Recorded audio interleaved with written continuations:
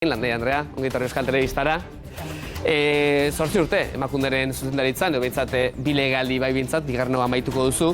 Emakundera iritsi zinenean zu, nola aurkitu zen Euskal gizartea, eta dagoeneko ze aldaketan zeman diozuzuk 8 urte ez, baina 7 urte hauetan. Bueno, nik uste dut izugarrizko aldaketa egondala ez. Beti izan gara gizartea, berdintasunaren alde egon garena eta konpromiso hori agerian geratu dana, baina uste dut azkenengo urte hauetan izugarrizko jauzi kualitatibo bat egondala eta hori ikusi dezakegu, adibidez, martxoaren 8ko mobilizazioetan, bai 2018ko eta 19koan, ez? Eta bultzada horretan, edo jauzi kualitatibo horretan, ze bultzada egin dute erakundeek, eta zein egin dute herri mugimenduek, mugimendu feministak esaterako ez, baina balantza horretan herri erakunde non egon dira eta non egon da kalea edo herritarrak beraien non egon dira, zure ustez? Nik uste dut funtsezkoa dela mugimendu feminista eta kaleak eragindako presioa eta beharra, eta horrela adierazi da batez ere berdintasunerako legearen ebaluazio kualitatiboa egin dugunean, hor argi geratu da gure gizartea berdintasunaren alde dagoela, konprometituta dagoela, eta gero eta exigenteagoa berdintasunean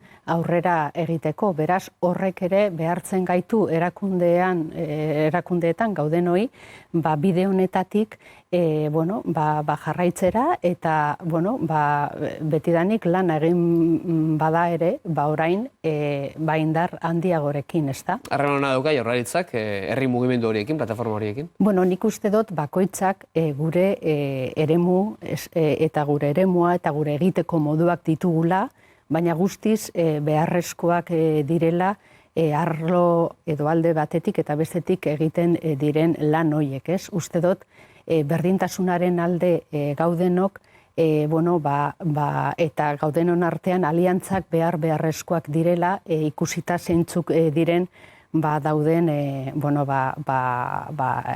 arazoak, ez da, eta zer nolako diskurtsoak dauden hortik ere berdintasunaren alde kontra dauzenak, eta horrezegatik jakinda bakoitzaren eremua eta bakoitzaren papera zein den funtsezkoa da loturak eta elkarlana.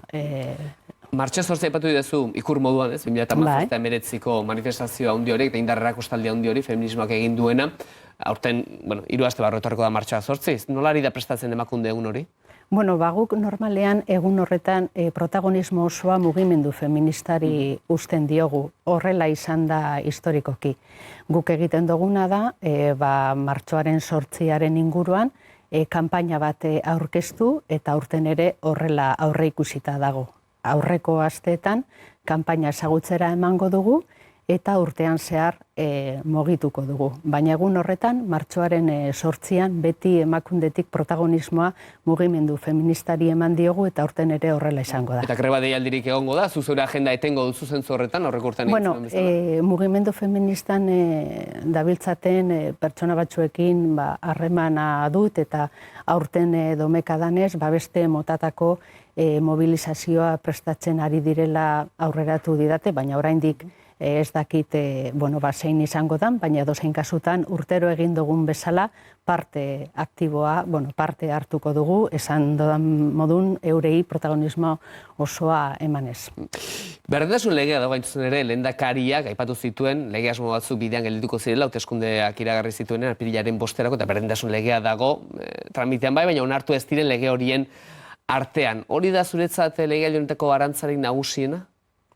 Bueno, nik esango nuke lehenik eta behin lan on bat egin dela, 2 urteko prozesu parte hartzaile emankor baten ondorioa dela aurkeztu den proposamena, 400 ekarpen baino gehiago jaso dituena, eta gainera berdintasunaren arloan adituak diren pertsonenak, talde feministenak baita ere, indarkeriarekin zerikusia duten profesionalek egina.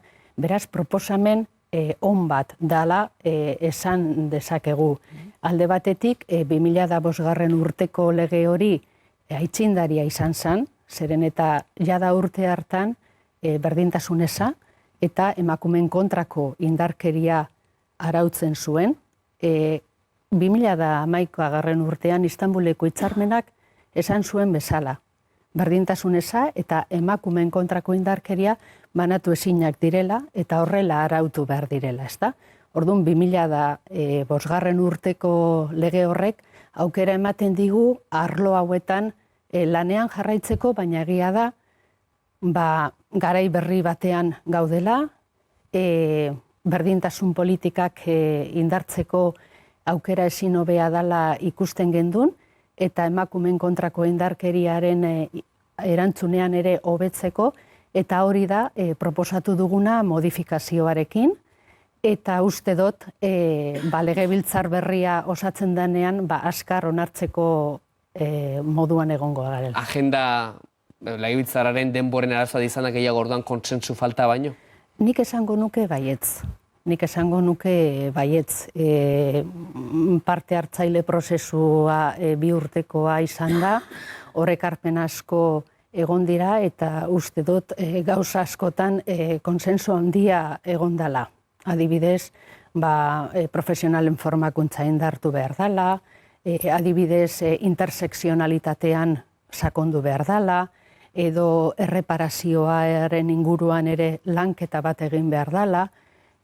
Uste dut diagnosian bat gatozela eta hori adieraztea nahi izan dugu aurkeztutako proposamenean. Gertatu dana da, legealdia lehenago bukatu dela, eta horrezegatik esaten dut legealdi berria hasten denean uste dugula aukera ona izango dela, eztabaida lasaia egiteko gaiaren inguruan, eta guk nahi duguna da batez ere, eta horrezegatik prozesu parte hartzailea luzea izan da, legearen inguruan alden eta adostasun handiena egotea, bai politikoki, bai gizartearen aldetik, ez? Zeren eta gure dugu datozen urtetarako tresna baliagarria izatea berdintasunaren alde eta emakumeen kontrako indarkeriaren aurka herri itun handi bat lortzeko eta horretarako guztion implikazioa behar da, instituzioena,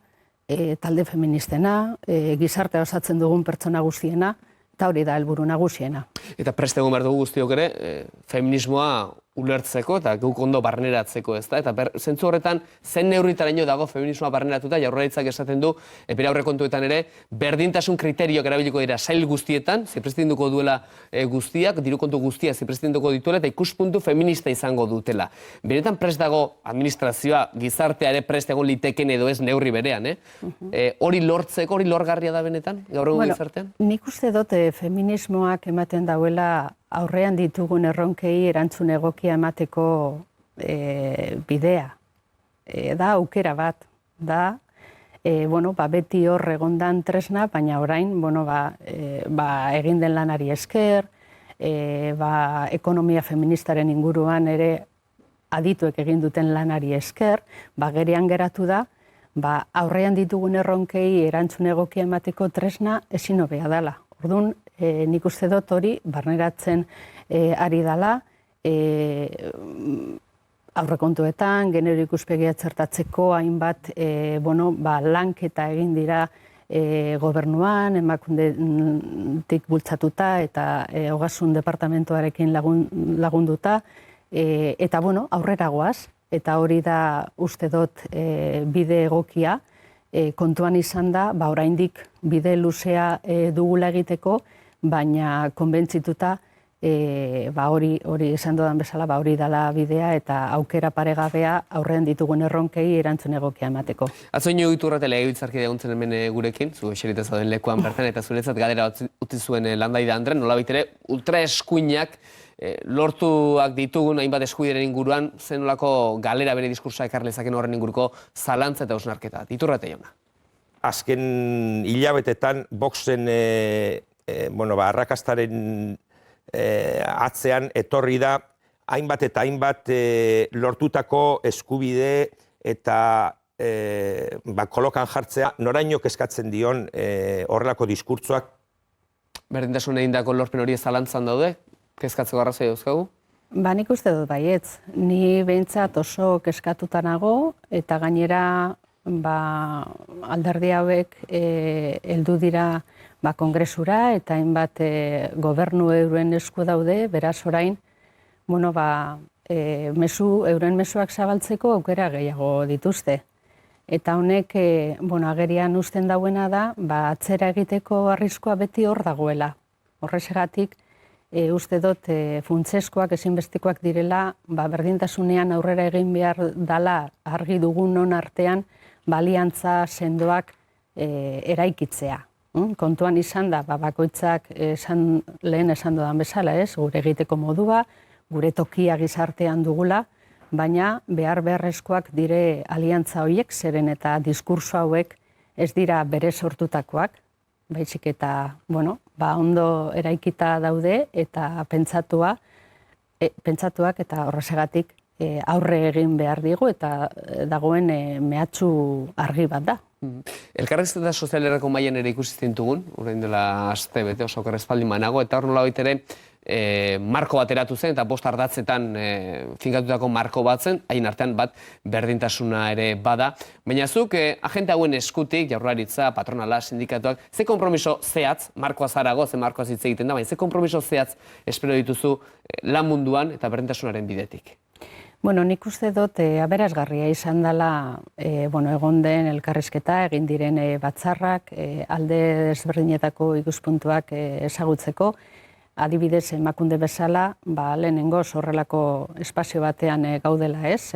Egon gara berdintasunerako legea onartu zenetik, 2005 urtean, enpresetan berdintasun planak egiteko diru laguntzak ematen, eta erakundean enpresei lotutako berdintasunean aurrera egiteko hainbat proposamenak egiten ez, baina lehenengoz horrelako esparru baten gaudela, eta nik uste dut aberasgarria izan dela, egiturazko arazo baten aurrean gaude, beraz, danon implikazioa, guztion implikazioa ezinbestekoa da, eta zentzu horretan, elkarrizketa hori, enpresarioen ordezkarien artean, sindikatuen artean eta administrazioen artean, funtseskoa da, aurrean ditugun arazoei erantzun egokia emateko gure aldetik, eta konpromiso konkreto bat aipatzearren, egin genuena zen, esaten zuten, berdintasun planak egiteko enpresetan diru gehiago behar zala, ezoiko diru laguntza bat, maiganean jarri genuen, eta horri esker enpresa batzuk euren diagnosiak eta berdintasun planak egiteko aukera izan dute, eta datorren urtera begira handitu dugu ere gure aurrekontuetan dugun partida.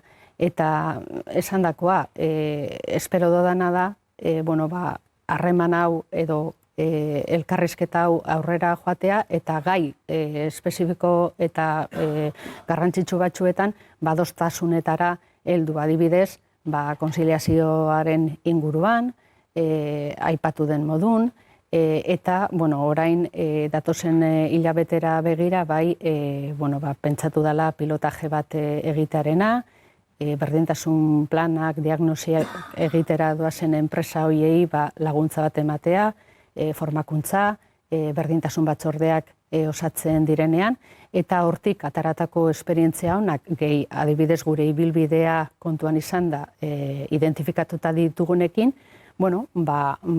aukerak aurkeztu enpresei bide honetan ere aurrera egin alizateko, argi utzita enpresetan berdintasunaren alde lan egitea, justizia sozialak eskatzen dauen zerbait dela, baina horretaz gain kalitatearekin eta bikaintasunarekin guztiz lotuta dagoen zerbait dela. Gure solaskideen galderak ere bai, Landari Andrea, Garbiñe Biurren egingo du lehenengo galdera.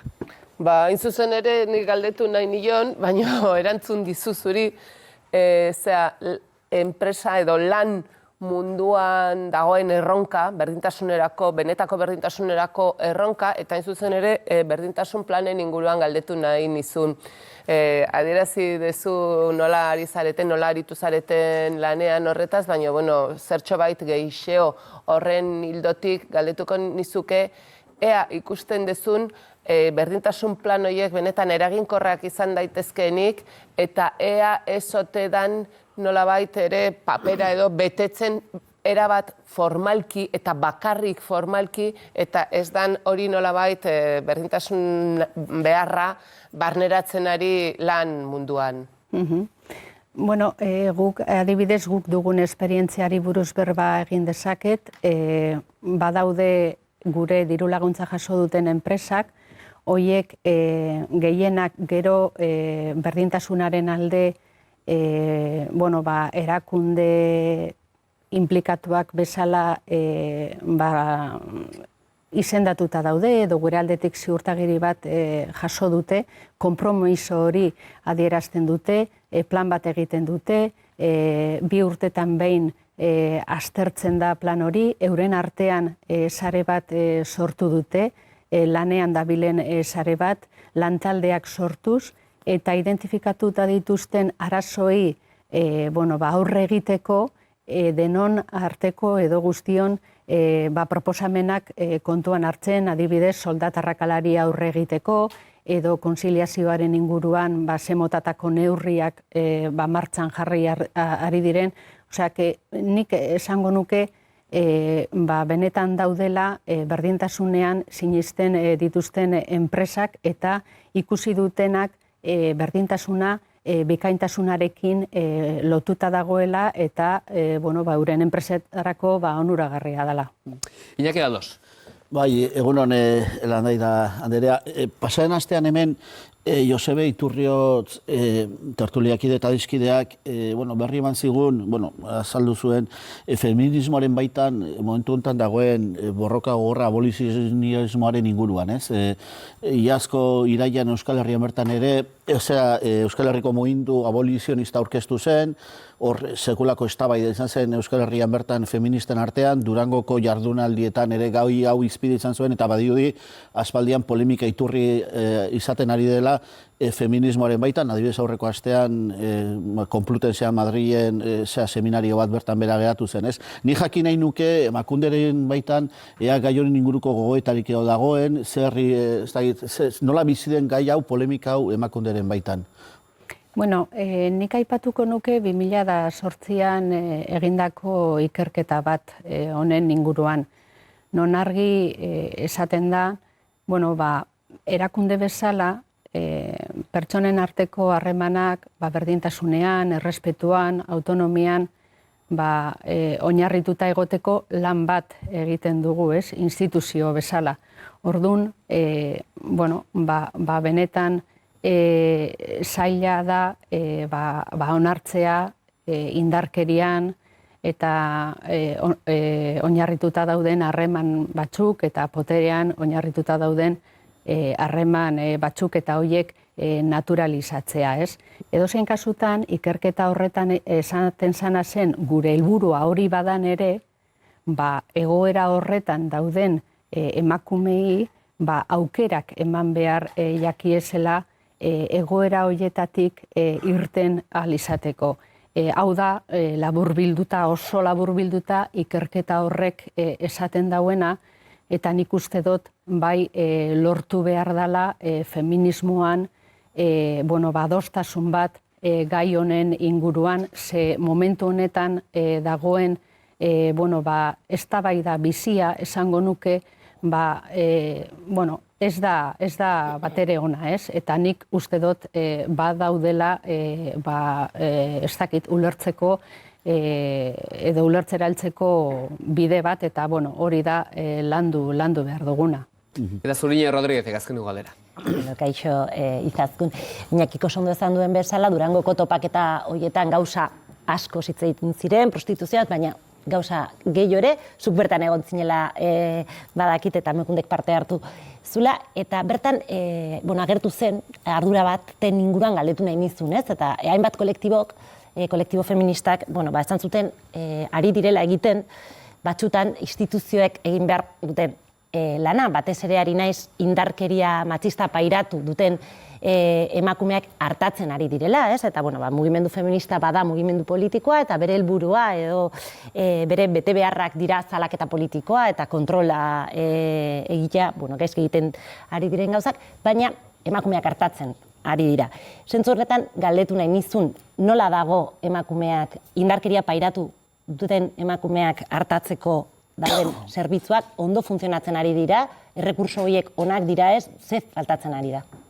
Bueno, nik esango nuke hemen ere aurrera pausuak egon direla, kontuan hartu behar dugu hau esparru pribatuan kudeatzen zen gai bat zala orain dela gutxi arte. Zerbitzu batzuk martxan jarri dira eta ebaluazioa egiten da zerbitzu horien inguruan eta orain planteatu den modifikazioa da, bueno, dauden indarkeri mota guztiei erantzun egokia eman alizateko beste tresna batzuk edo planteatzeko, ezta? Orduan, ebaluazioetan agerian geratzen da zerbitzu horiek baloratzen direla, baina argi daukagu zenbat eta gehiago ezagutu emakumeen kontrako indarkeriaren arazoa behar berri batzuk ere sortzen ari direla eta hoiei erantzutera jo behar dugula, ez? Beti emakumeen alduntzea kontuan izan da eta hori erdigunean jarrita eta gure helburua da hobera joatea eta hobetzen joatzen martxan dauden zerbitzu horiek. Horrexegatik lege honen modifikazioak aukera hori emango digu eta dauzen protokoloak ere eguneratzeko aukera ezin hobea izango da eta hori da dugun helburua. Eta bukatzeko etxeko lan ere bai, Landaide Andrea, bihar gurean Roberto Uriarte, Unidas Podemosen diputatua, Espainiako gorteetan eta nire galdera bat uzta nahiko genuke. Ez dakit lekuren batera, kongresuan egonda eta kongresuan duen aukera izan da, beste autonomia erkidegoen errealitatea ezagutzeko, nire galdera izango litzateke hausnarketa bat egitea edo zelan ikusten duen gure gizarte ongizate sistema, ze balorazioa egiten duen beste autonomia erkidegoetan dagoena kontuan izan da. Baraxa ingo dugu, bihar Roberto Uriarteri etortzen denean galderari. Ez asko Landaida, emakunderen zuzendaria ondo bukatu legealdia, eta datorren legealdian, berdintasun lege hori, erreformari onartzeko moduan garen guztiak. Eskerrik asko. Zuri.